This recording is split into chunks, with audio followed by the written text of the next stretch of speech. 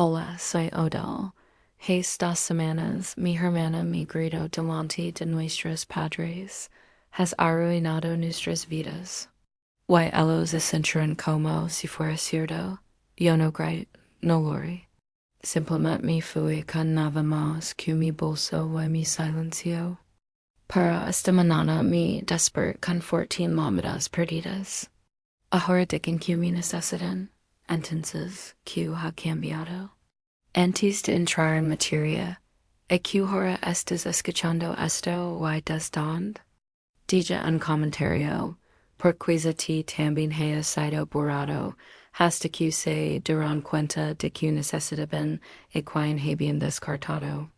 Y era de noche fuera, pero era dentro de la casa sencha and más pesado.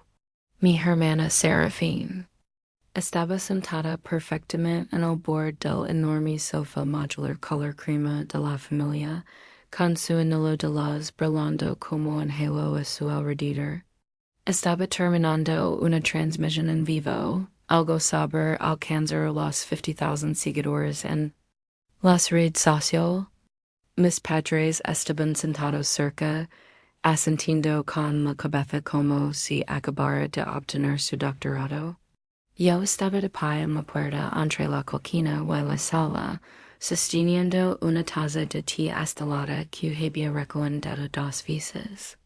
Mi nombre no se había mencionado en una sola vez en la última hora. Eso no era sorprendente.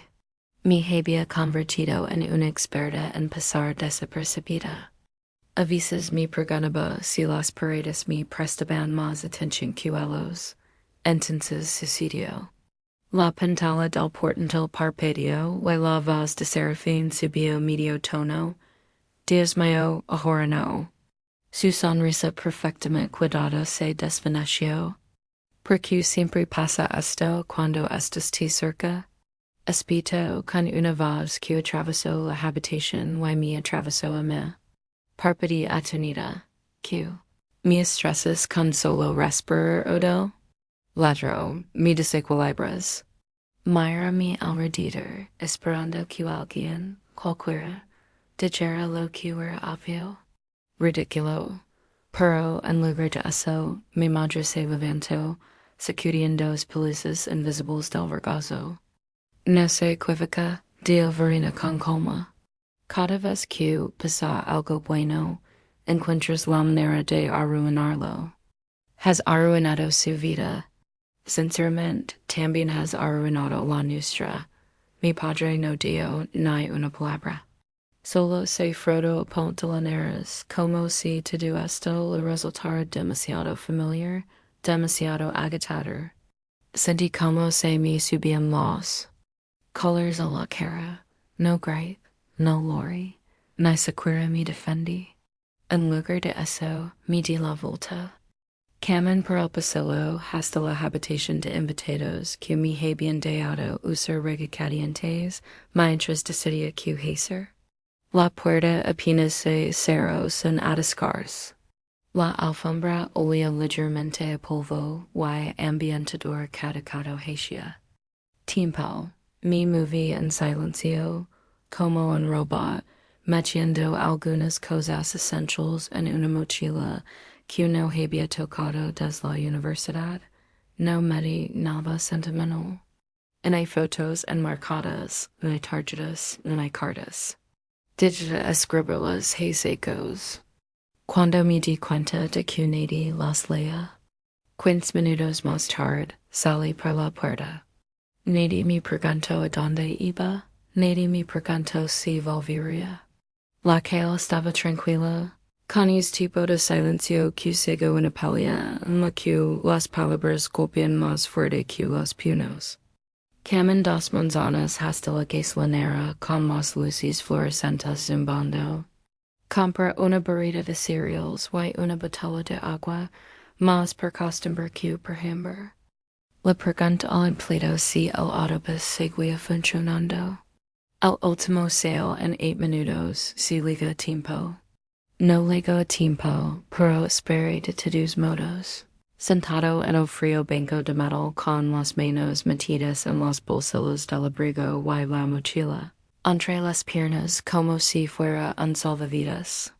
Cuando llego al autobús, subí y no mir atrás. El trayecto hasta el centro de Charlotte se me hizo más largo de lo que fue en realidad. Mantuve la cabeza gacha, observando las luces de la ciudad difuminadas como pintura manchada. Matey. Me miró los ojos, era casi un consuelo.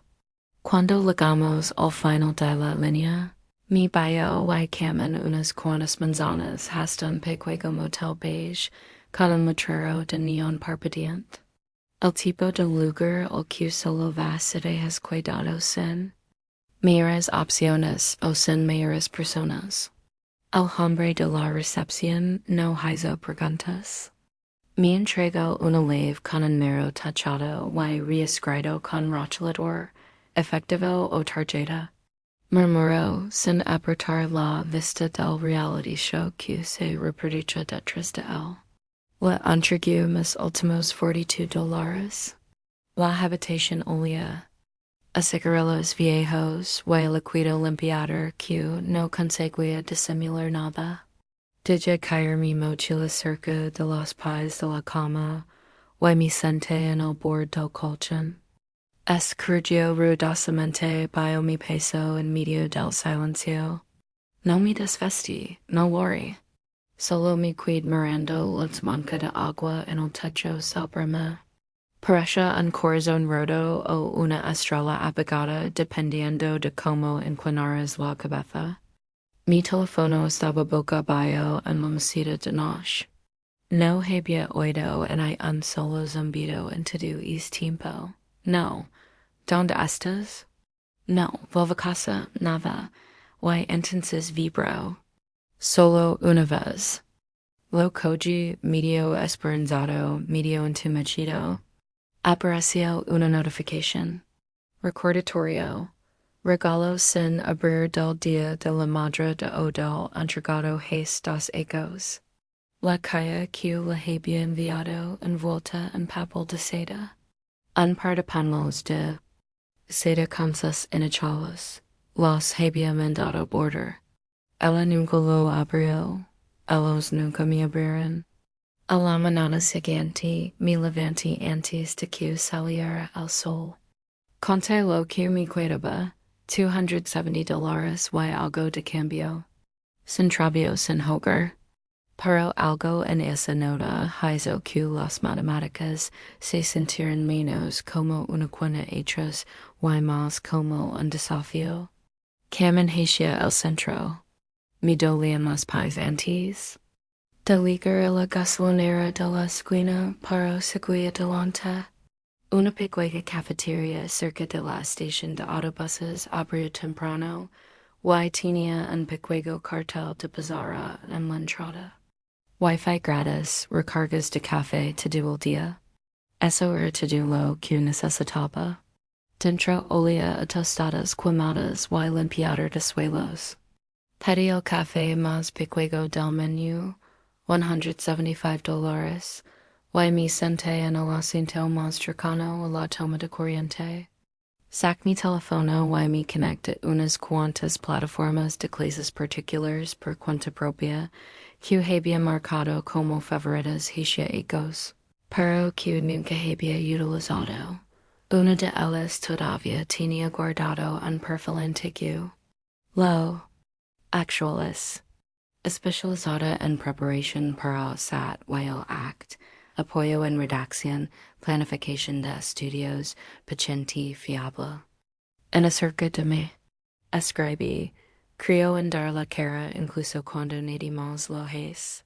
Al mediodía, había enviado 16 solicitudes a padres desesperados por ayuda con las notas de los exámenes, estudiantes abrumados por la presión de la universidad.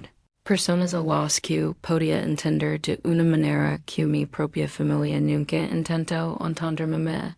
A mitad de la quinta solicitud, hice una pausa. Las palabras, escuchador fiable y compasivo. Mi miraban fijamente des la sección de biografía, record la voz de la abuela. Siempre fuiste el que escuchaba. Solía decir eso cuando me sentaba sus pies durante las cenas de los domingos. Mientras todos los demás hablaban al mismo tiempo, ella veía algo. No era el motivo ruidoso, pero era algo real. Traxoleva con dificultad recordando el funeral. Estuvimos de pie en el salón de recepciones, rodeados de gente educada con mal clase. Una amiga de la familia a la que apenas conocía se inclinó suavemente y me dijo: la segunda carta de tu abuela era preciosa. Espero que te haya dado paz. ¿Segunda carta? Le pregunté parpadeando. Solo recibí una. Su rostro se entristeció confundido. Oh, debí de equivocarme. Dijo que te escribió 8 meses antes de fallecer. Estoy segura de que te llegó, pero nunca lo hizo. Y cuando le pregunté mi madre al respecto, 3 días después del funeral, todavía tratando de dar el beneficio de la duda. Ana siquiera pestañeó. Oh, no era nada importante. Solo cosas de ancianas dulces. Solo cosas de ancianas dulces. Y esa carta también había sido borrada como yo. Un patrón tan largo y sutil que no te das cuenta hasta que un día te despiertas. Y te das cuenta de que todas tus aristas han sido limadas por personas que decían que te querían.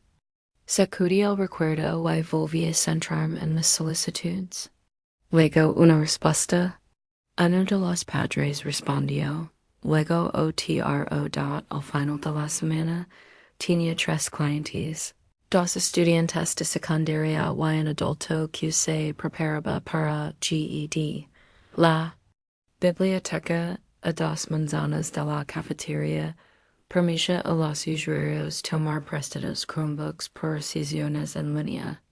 Reservaba franjas horarias de 2 horas todas las tardes, y las utilizaba como si mi vida dependiera de ello, porque así era. La paga no era muy alta, pero cada dólar me parecía bien ganado, y los estudiantes escuchaban, hacían preguntas.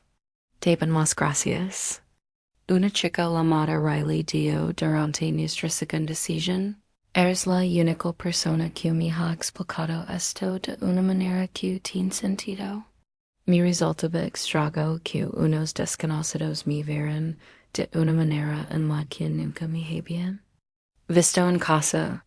Y esa noche volví al motel y anoté mis ingresos en el reverso del mismo recibo que había utilizado al registrarme. Anoté las horas de clases particulares, los pagos que había recibido en PayPal y cuánto podía gastar en las 2 noches siguientes. Miré mi alrededor en aquella pequeña habitación. Olía ligeramente lejía y cortinas húmedas, pero por ahora era mía, y eso era suficiente. Por primera vez en ecos, sentí que un ligero orgullo se desplegaba en mi pecho. Nunca se dieron cuenta de lo que estaba construyendo. Dije en voz alta sin dirigirme nadie, porque nunca pensaron que pudiera hacerlo. No, era solo amargura. Era claridad fría y limpia. Mi tumba todavía con los vaqueros puestos. Demasiado nerviosa para dormir, alma tal zumbaba con conversations tenues a través de la pared, y el ruido de una máquina expendedora afuera. Justo cuando estaba a punto de poner mi teléfono en silencio, apareció una publicación en mi feed .lao. Familia es quien está ahí cuando importa, nunca lo olvides. Era leyenda de Serafín. Su rostro brillaba junto al de nuestras madres, ambas con copas de algo espumoso en la mano. Apenas registré las sonrisas falsas antes de que mis ojos se fallaran en algo detrás de ellas. Una foto en la pared. El retrato familiar, pero yo no aparecía en él. Me quedé mirando la foto, mi polgar la amplio instintivamente y mis ojos. Se fiaron en la familiar pared del pasillo. La misma textura beige, la misma suave sombra de la lámpara del pasillo. Pero el marco era diferente. Ya no estaba el viejo retrato familiar que nos hicimos cuando yo tenía 16 años. Cuando todos, en fingen que yo pertenecía a la familia. En su lugar había una nueva foto brillante. Serafín en el centro, por supuesto. Mamá amado, radiante con su cardigan color crema. Papá, rígido pero sonriente, como si le hubieran enseñado a hacerlo. Incluso el perro, Sprout, el golden retriever que compraron después de que me mudara, estaba sentado orgulloso delante. Parecía un anuncio de campaña de una versión Hallmark de nuestra familia, solo que yo no aparecía en ella. En hay una mención en el rostro, solo una porción limpia y alegre de la vida recortada para eliminar las partes desagradables. No Lori, pensé tal vez lo haría, pero lo único que sentí fue un calor que subía lentamente por mi pecho. No era tristeza, ni tampoco rabia. Era algo más silencioso, más pasado, como ver a alguien tirar una carta sin leerla y dar. Cuando de que era tuya, me senté en el borde de la cama del motel, con el teléfono encendido en la mano. Hace unos ecos me habría dicho a mí misma que probablemente solo necesitaba un marco más pequeño, o que tal vez no se habían dado cuenta de que yo lo notaría, pero esta vez no fue un accidente, era oficial, me habían borrado. Number, metafóricamente, and emocionalmente, sino físicamente. Volví a las otras fotos de la página de Serafín. Recuerdos de los buenos viejos tiempos. La cena familiar del domingo pasado, agradecida por mi tribu. Ali estaba yo, siempre apenas en el encuentro o recortada por completo, y ahora simplemente había desaparecido. Una oleada de recuerdos me sumergió. Tenía nueve ecos y estaba subida en taburí para no parecer demasiado baja en la foto de grupo de la iglesia. Todos se rieron cuando Serafín bromeó. Odelan siempre parece que nos ha salido en la foto sin querer, a cual vez mi madre me defendió un poco. Tío, solo es tímida, eso es todo, pero de todos modos me pusieron al final de la fila. Fuera del encuentro era más fácil. Parpadeé para alejar el recuerdo y alcancé mi bolso, necesitando distraerme. Empecé a organizar mis consultas de teoría, respondiendo a los estudiantes, filtrando mensajes. Era un trabajo agitado hasta que abrí la carpeta de spam. Ali estaba un asunto que casi pasó por alto. Oportunidad de podcast familiar enviada por Serafín. Había sido CCD. Se me hizo un nudo en el estómago. Lo abrí.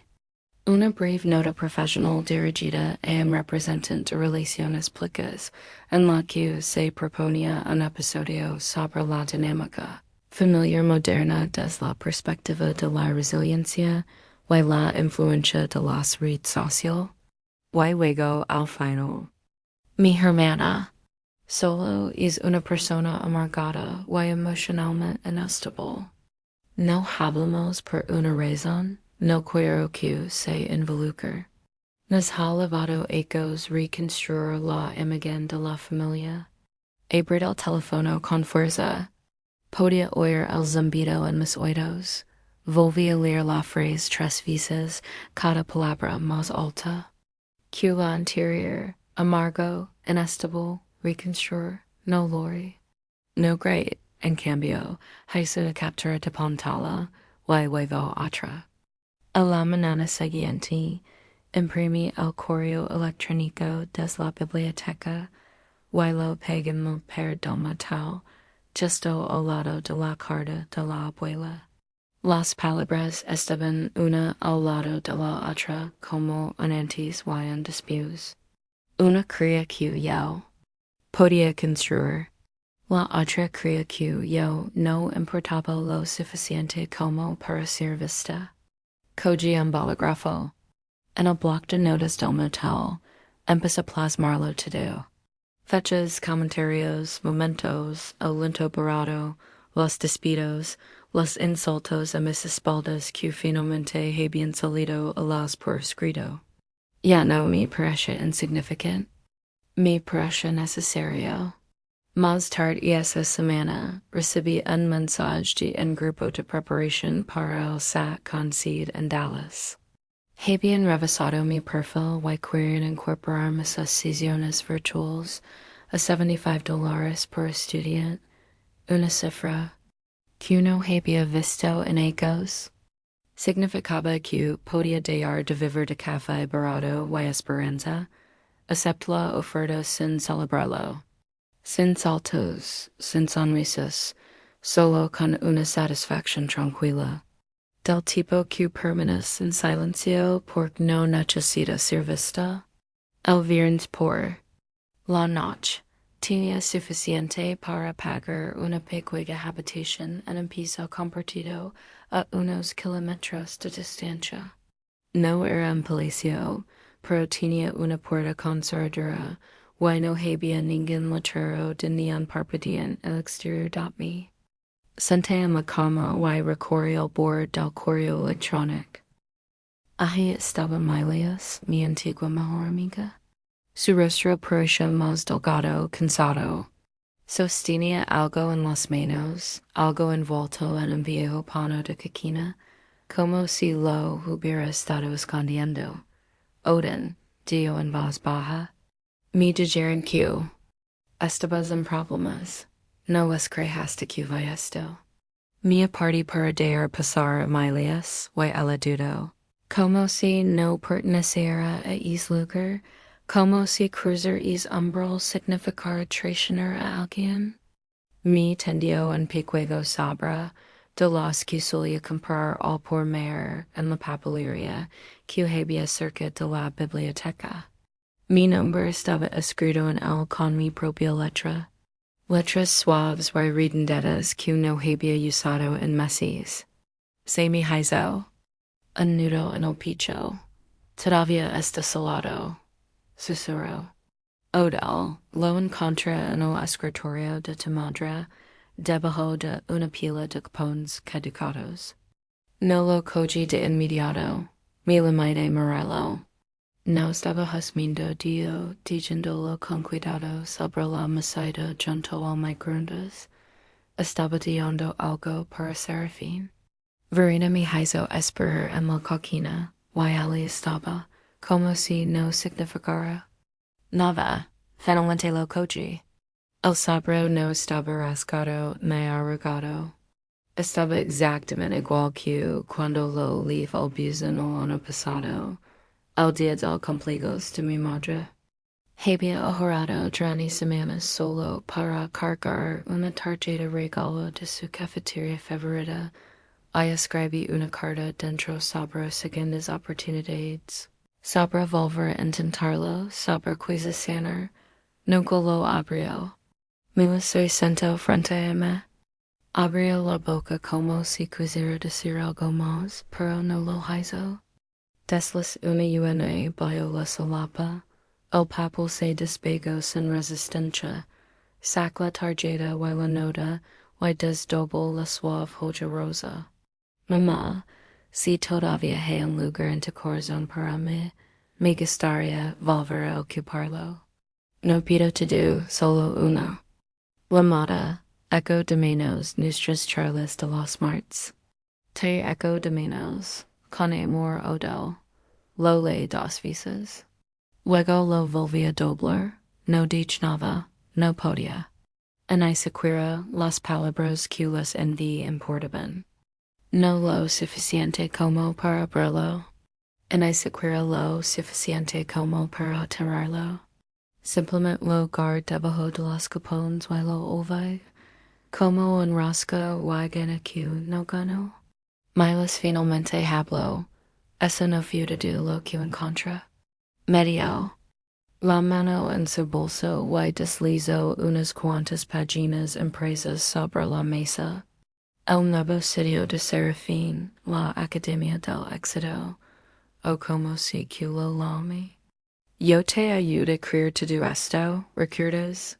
Reconocería te vas en cualquier parte. Econ vistazo a la primera página, luego a la siguiente, se me cortó la respiración. Lo había copiado todo. El texto de introducción, la rubrica de diagnóstico que había pasado meses perfeccionando, incluso mis diagramas. El mismo diseño, la misma paleta de colores.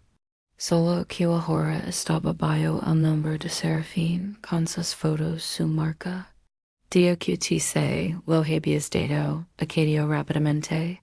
Sabía que era mentira, mi rey. Uno de esos sonidos cortos y entrecortados que miran antes de ligar a la garganta. Incluso mis barras laterales murmur. Incluso los encabezados de sección.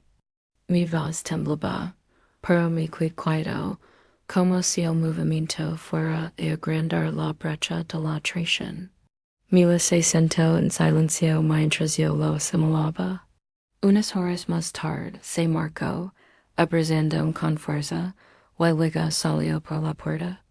Con lágrimas hemos oye o estado, la habitación volvió a quedar en silencio.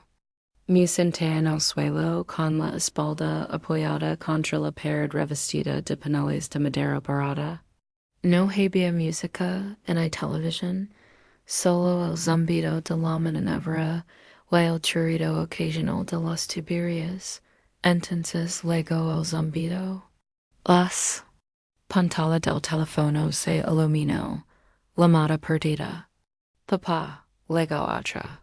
Y otra más. Ve como el conador llegaba a 14.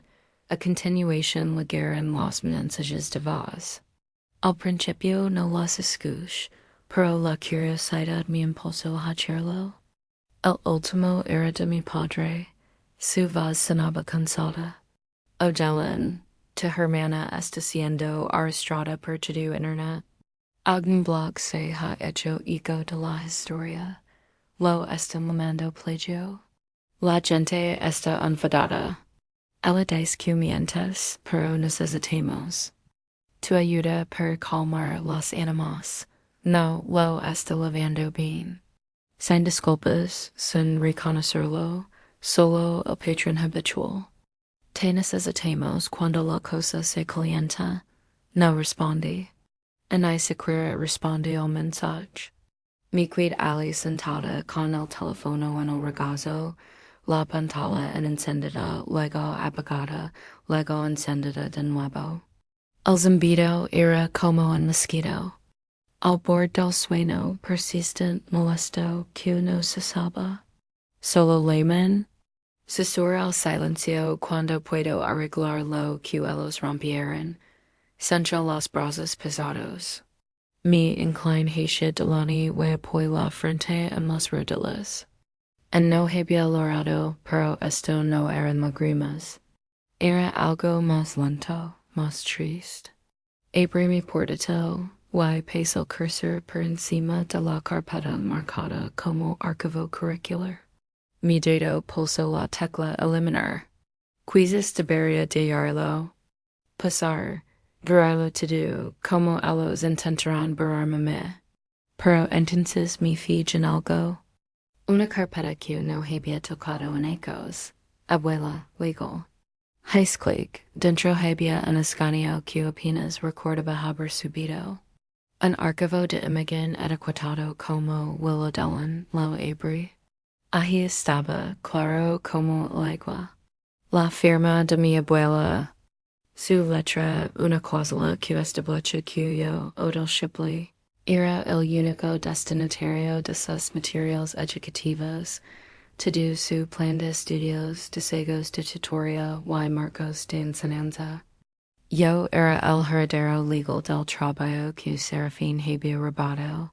Y había sido escanado hacia 5 oculto dos entonces. A la mañana siguiente, el peso de is archivo escanado no había desaparecido. Lo mayor fijamente mientras. El sol se colaba por las persianas polvorientas de mi pequeño apartamento, iluminando las bordes de la pantalla de mi ordenador como si fuera una especie de foco divino.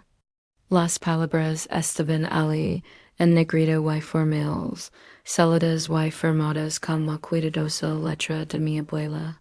Toda la propiedad intelectual y el plan de estudios preparatorio creado o desarrollado, conjuntamente con uno y Shipley permanecieron. Vaya su nombre exclusivo. Ella me había protegido en silencio legalmente, y mi madre lo había ignorado por completo. Mientras bebía café tibio de una taza estelada, mi teléfono volvió a vibrar. Otro mensaje de voz, el segundo de esa mañana. No quería escucharlo, pero mi pulgar se chernía sobre el botón de reproducción. De todos modos, ya estaba en una espiral. ¿Qué más daba una vuelta más? La voz de Verena sonó más suave esta vez. Oh, Dylan, por favor. No puedes dejar que la familia se desmorone. La carrera de tu hermana pende de un hilo. Dio la familia. Pero yo sabía a qué se refería. Ellos, los que sustituyeron mi rostro y mis fotos. Salí de su oficina con los papeles en la mano. Las del sol calentando en la espalda y algo dentro de mí que no había sentido en ecos. Control. Pero paz. Eso no duró mucho. Y esa noche alguien llamó a la puerta. 3 golpes firmes familiares. Mayor por la marilla y casi retrocedí. Incrédulo. Verena, Gareth y Serafín. Abrí la puerta, pero no los invité a pasar. Nos quedamos en el estrecho pasillo. El aire se sintió cortante, como si todo entre nosotros se hubiera endurecido hasta convertirse en cristal, listo para romper si alguien osaba la voz. Verena parecía agitada, su lápiz labio estaba descolorido, sus manos temblaban. Gareth.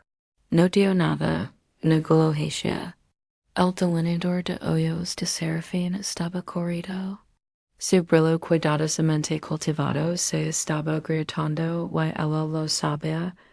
Cometemos errores. Comenzó Verena juntando las manos.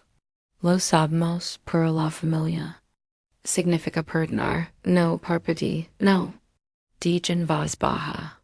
La familia significaba no quemar mis cartas. Significaba abrir mi sobra. Significaba decir mi nombre en vuestras publicaciones de agradecimiento a la familia. Verena Bayo la mirada. Me volví hacia Serafín. Ella me miró como una niña. El que han pelado pero que no sabe cómo pedir perdón. Esta vez les dije, dando un paso atrás. No soy yo quien tiene que arreglar vuestro desastre. No seré la puerta de un portazo. No great, simplemente lo seré con un clic y egg. El charollo. Más tarde esa noche, después de dejar para liberar la tensión y servirmente de manzanilla, revisé mi correo electrónico y me quedé paralizada. Una notificación en rojo me dio la bienvenida. Tu sitio web profesional ha sido marcado. Y suspendido temporalmente debido a múltiples denuncias por infracción de derechos de autor. Haz clic en los details. Alguien, una IP anónima, había presentado denuncias contra mi propio currículum. Se me revolvió el estómago. Habían vuelto por mí. No con palabras, sino con papeleo. Intentaban borrarme una vez más. Pero ahora estaba preparada. Cuando abrí los ojos, el cielo ya era de un gris apagado. Una de esas mañanas en las que las parece más una prisión que una promesa. Busqué mi teléfono automáticamente. esperando los habituales correos electrónicos de tutoria nocturna o avisos del calendario.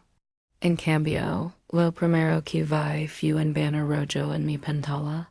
Tu sitio web ha sido suspendido temporalmente debido a una denuncia por violación de derechos de autor.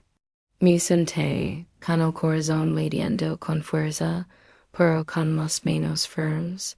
Le siguió una segunda notificación, luego una tercera. Los asuntos eran casi idénticos. Revision urgent. De reclamación de derechos de autor pendiente. Al principio, pensé que se trataba de un error o un bot, pero cuando hice clic vi los detalles de la reclamación, se me heló la sangre. Contenido protegido por derechos de autor utilizado sin consentimiento. No había nombre de remitente, solo una dirección IP anónima vinculada a la denuncia. Para embargo, mi abogada ya se me había adelantado. En menos de una hora mi llamo. Se remonta a la agencia de branding de Serafín, Dios sin rodeos. No es una coincidencia. No great. No lori. Respire hondo. Abre una nueva carpeta y empez.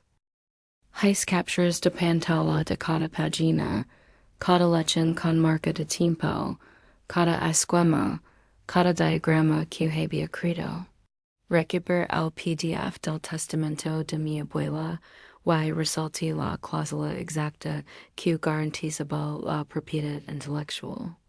Incluso incluye los primeros borradores que había guardado en una copia de seguridad en la nube, fechados antes de que Serafín lanzara su academia. Redacta la contrademanda con el tono de alguien que no tenía nada que demostrar. Ya no gritó. Escribí para mí misma mientras organizaba los archivos. Documenté.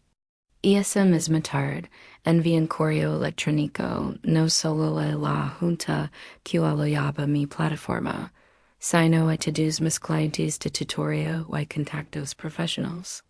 Sin dramatizas, sin acusaciones, solo un mensaje claro y sereno. Alaos de la reciente. Confusion, adjunto los materiales originales del curso, las marcas de tiempo, los borradores de desarrollo, y mis derechos legales sobre el contenido, garantizados mediante documentos familiares notarios. Agradezco su continua confianza. En cuestión de minutos recibí varias respuestas. La mayoría eran de apoyo.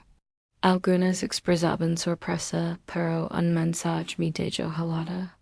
Era de una madre con la que había trabajado el otoño anterior.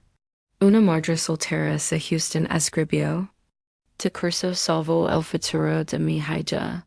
No digas que te lo quiten, y esa imprimí. La coloc junto al testamento en mi pared. Un papel nacido de la sangre, otro nacido del esfuerzo. Juntos significaban algo real. Por la noche, la tormenta había comenzado a gestarse, esta vez no la mía. Serafín publicó una enigmática actualización en su página principal. A la gente le encanta atribuirse al marido, una vez que el trabajo duro está hecho. Es curioso cómo funciona eso, pero esta vez Internet no se lo tragó. En menos de una hora, alguien, un becario al que ella debió despedir sin pensárselo dos veces, publicó capturas de pantalla, marcas de tiempo, registros de chat e incluso plantillas antiguas de Canva. Todo ello relacionado conmigo y con fecha de 10 ecos. La sección de comentarios debajo de la publicación de Serafín se llenó rápidamente. Esto parece un caso clásico de borrado. Espera, ¿por qué no se le da crédito a Odella en nada? Todos creáis demasiado fácilmente en la marca familiar. No respondí, no era necesario. En cambio, me senté en mi desgastado sofá con una taza de té de menta, las piernas encajadas debajo de mí y el portátil en el regazo. Por primera vez en mucho tiempo, no me sentí pequeña. Me sentía tranquila, fuerte. Entonces, poco después de las 10 de la noche, Margot volvió al amor. Odilon dio con cautela, no quiero que te asustes. Hice una pausa, y mi corazón volvió a latir a un ritmo constante. Time. El equipo de Serafín acaba de presentar una orden judicial de emergencia. Están tratando de bloquear tu sitio web de forma permanente. Y dudo, tu nombre está siendo arrastrado en un hilo de red que está ganando mucha fuerza. Así que este es su último golpe, no una conversación ni una disculpa, sino una emboscada. Dije la taza con cuidado, y mirar los papeles que había en la pared. Esto ya no era solo algo personal, era público. Y ahora era la guerra. A la mañana siguiente, no me apercibí y revisé mi bandeja de entrada. Prepare café, dije que la tetera salvara, y respirar. Me tomé tiempo para abrir la ventana, dejando entrar solo el aire frío suficiente para sentirme despierto. Solo. Entonces abrí mi ordenador portátil. El asunto del correo ya me estaba esperando. Se ha presentado una orden judicial formal. CCY desista hasta que se resuelva el recurso judicial. Marco me había advertido. Al nací verlo por escrito. Me sacudió por dentro. No era solo un desafío mi trabajo. Era un movimiento destinado a hundirme. Debajo del mensaje había una copia de la orden judicial. Mi nombre, mi curso, mis alumnos, todo temporalmente congelado. Casi al mismo tiempo, me pasaron en hilo viral. De Reddit. Al principio no hice clic, pero la curiosidad o tal vez el desafío pudo más que yo. Mi hermana me lo robó todo y puso a mi familia en mi contra. El nombre de usuario era genérico, pero la redacción era típica de Serafín. La narrativa dio un giro. Ahora ella era la víctima. Ahora yo era la hermana celosa que buscaba venganza. Los comentarios eran brutales. Vaya, ¿qué clase de persona le hizo esto a su familia? ¿Qué desagradecida? No puedo creer que algunas personas destruyen a sus propios familiares por un poco de atención. Casi cerré la página. Casi. Entonces. Vaya un comentario cerca del final. Es curioso como siempre aparecen las pruebas cuando los ruidosos se pasan de la raya. Mi dedo helada. No era ruidoso. No era largo, pero me recuerdo algo. Yo tenía las pruebas, todas ellas. No perdí ni un segundo más. Encendí mi cámara web. Mantuve la habitación en penumbra, sin maquillage, sin ángulos. Solo yo, liable, sin aire, sin disculpas. Coloco el testamento impreso delante de mí. Leí el párrafo en voz alta, la cláusula sobre la propiedad. Mostré la página firmada. Luego compartí la pantalla con los archivos originales del plan de estudios, los borradores, las marcas. De tiempo, la comparación lado a lado de su contenido renombrado, y por último, los correos electrónicos, el de su agencia y el de su equipo de relaciones públicas, todos con mi nombre borrado. Cuando terminé, miré directamente a la cámara. Distinguió el silencio es poder, dije en voz baja. Pero a veces la verdad necesita una voz. Esta es la mía, no gatti música. No es ningún corte dramático, no pedí apoyo ni simpatía. Simplemente es clic en subir. ¿Why lo dije ir? En 2 horas, mi teléfono no dejó de sonar. Antiguos clientes compartieron el video. Esta mujer ayudó a mi hijo a probar el GED. Trabajo con mi hija cuando nadie más lo hizo. Ella es la razón por la que mi hijo entró en la universidad. Una professora con la più había colaborado volvió a publicar mis diapositivas. Un bloguero al que nunca había conocido cosió el video en TikTok elogiando su tranquila claridad. Incluso los moderadores de Reddit tomaron medidas, etiquetando el hilo original como una tergiversación y bloqueando los comentarios. Algo estaba cambiando lentamente, pero de forma innegable. A última hora de la noche recibí un mensaje de voz de mi madre. Su voz era baja sin dramatizes, solo cansada. Lo sentimos, no por todo, quizás no, pero por ahora. Perder que sucediera. No te mereces eso, Adele. No me pidió que la llamara y no lo hice. Hice parte de lo que quería escuchar y esas palabras des que tenía 9 ecos, no reaccionó. No lego, solo escucho y dejo que se asentara. Unas horas más tarde, llamaron a mi puerta.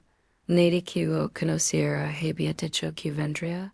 Lo abrí lentamente. Un repartidor estaba allí de pie con una pequeña caja y un portapapeles.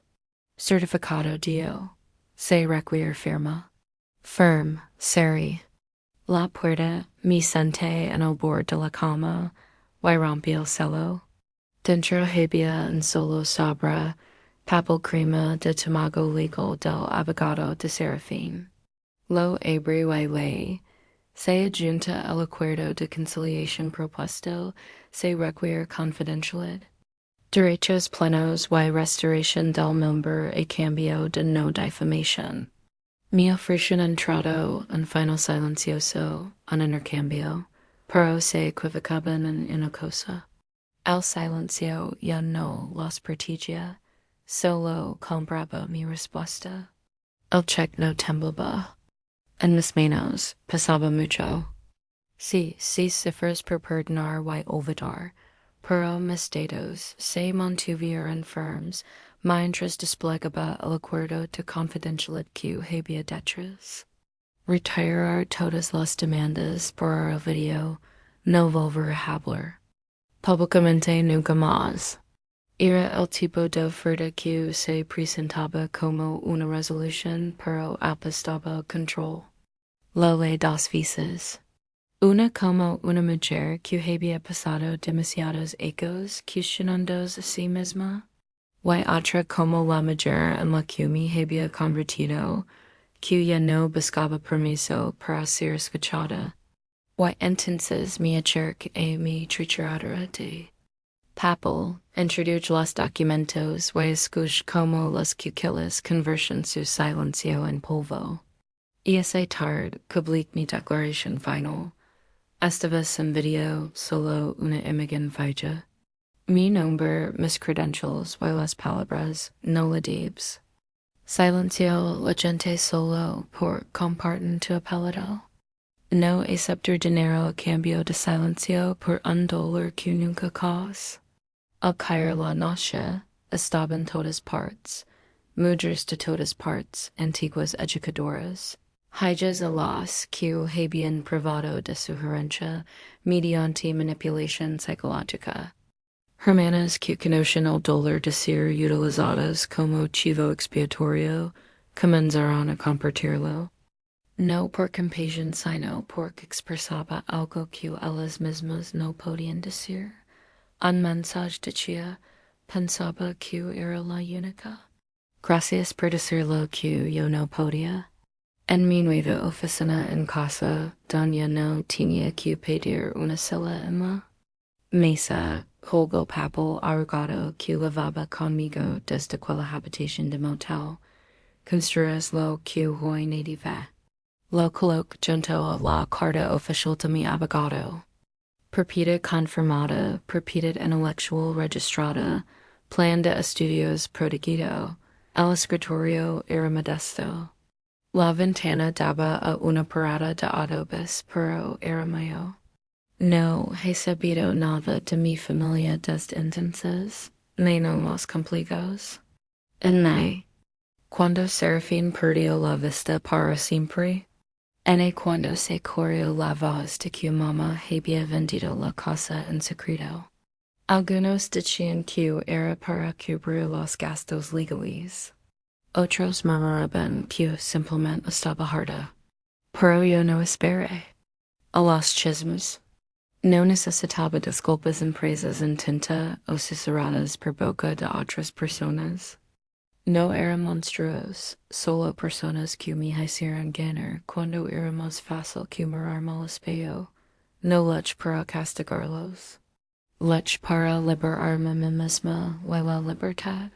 Es más tranquila de lo que imaginaba, pero no estaba hecha.